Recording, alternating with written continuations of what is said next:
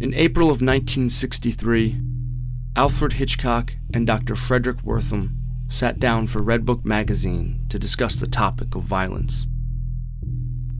Dr. Wertham opened the dialogue with the following. I didn't see Psycho, I'm sorry to say, but many people have commented on the act of violence in that movie. Was it a little stronger than you would have put in formally, say, 10 or 15 years ago? Hitchcock responded, Well, I don't know. I have always felt that you should do the minimum on screen to get the maximum audience effect. I believe the audience should work. Sometimes it is necessary to go into some element of violence, but I only do it if I have a strong reason. For example, in Psycho, there was this very violent impressionistic murder in a bathroom, you see, and it was montaged by little pieces of film giving the impression of a knife stabbing a victim, and so on and so forth. Now, once I had completed that piece of film, I had instilled in the minds of the audience enough apprehension about the existence of a murderer, so that as the movie went on, I was able to reduce and eventually practically eliminate all further violence, because I only wanted the threat left. Violence for the sake of violence, I don't think has any effect. I don't even think the audience is moved by it. It's so obvious. The two men then proceeded in a gentle sparring match over the possibility of violence in the media desensitizing an audience. The dialogue was recorded, but only a small section was officially released. Let's listen. Let's look at the fairy stories. Look at the violence and shall we, to quote a word, grimness of them. Yeah, with two M's. With two M's. Red Riding Hood. What big teeth you have, Grandma. All the better to eat you with, my dear. Now these stories are read out to little tots, and they grow up on them. Hansel and Gretel, you know, the old woman is pushed into the oven. Think how early this starts.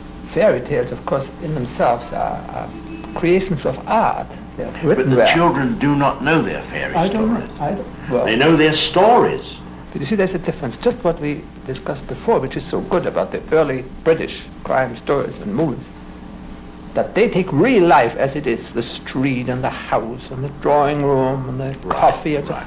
Now, that's totally different from a fairy tale. I mean, who has a grandmother who's eaten by a wolf? That doesn't mean anything to a boy on the streets of Los Angeles or New York. That's a totally different thing. But if he sees a gangster on the street who shoots from an ordinary car right then and there, that is much more close, you see. Well, I'm only going back to the fairy story to show that this thing is part of a child's education.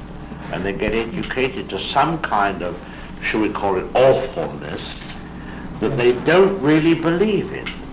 It isn't a question alone, you see, that violence scares them. The great difficulty about too much violence in these media is that it makes people get used to violence. I can give you an example of just the opposite as to why people shouldn't tell children fairy stories or shouldn't scare them. Somebody asked me, when did you first learn about creating fear in people? I said, I learned it when I was 6 months old. I was in my mother's arms, and she went boo and scared me and gave me hiccups. And then I giggled, and she was so pleased. Now what makes the mother take a little child and go boo, and the child gets hiccups? This is the beginning of parental irresponsibility. Wertham leaps at the opportunity to discuss responsibility. He says, May I take up the subject of parental responsibility in perhaps a more serious way? I am certain that we must make an absolute distinction between children and adults. It doesn't do any harm for a 40-year-old man to watch anything. His life is crystallized. But what a child watches must affect him, and particularly violence. Hitchcock rebuts, well, naturally it boils down to parents and their control over their children. I don't believe every child is corrupted. Wertham, of course, corrupted isn't the word for it, is it? I believe that all children, including those from the best families and with the best education, can be influenced in the areas of sex, of violence, of dishonesty, of prejudice. But I don't think parents can just sit around waiting for things to happen themselves. Not too long ago, as you may know, I was involved in protesting the horror comics that were flooding the country. What you may not know is that many parents in many communities joined the protest and did what they could do to prevent these things from coming into their children's hands. And in a few years, 24 out of 29 publishers stopped putting out these comics. I think today, parents have a new level of responsibility. All the answers aren't available as to how society can protect children, and parents cannot afford to wait. They have to, at the very least, let their children know how they themselves feel about violence, and they have to express their criticism.